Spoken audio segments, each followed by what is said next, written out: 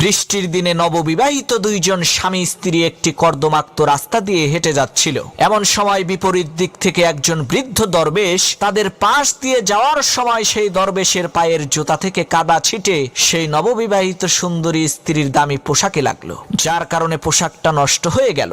স্ত্রীর পোশাকের এই অবস্থা দেখে স্বামী বেচারা সহ্য না করতে পেরে প্রচন্ড জোরে একটা থাপ্পড় মেরে সেই বৃদ্ধ দরবেশকে কাদার মধ্যে ফেলে দিল। এমন সময় সাথে সাথে নববিবাহিত সেই স্বামীর মাথার উপরে বিকট শব্দে আকাশ থেকে ঠাটা পড়ল। এতে করে তৎক্ষণাৎ সেই নববিবাহিত স্বামী বেচারা মারা গেল। তখন সেই স্ত্রী কেঁদে কেঁদে দরবেশকে বলতে লাগলো, হুজুর, আপনার বদদোয়ার কারণেই আমার স্বামী মারা গেল, আপনি আমার স্বামীকে বদদোয়া দিলেন কেন? তখন সেই দরবেশ বলল, মাগো, আমি তোমার স্বামীকে বদদোয়া দেইনি, তুমি আগে বলো আমার পা থেকে কাদা ছিটকে তোমার স্বামীর গায়ে লেগেছিল নাকি? তখন সেই স্ত্রী বলল, না, আমার স্বামীর গায়ে কাদা লাগেনি, বরং আমার গায়ে লেগেছিল। তখন দরবেশ বলল, তাহলে তোমার স্বামী আমাকে থাপ্পড় দিল কেন?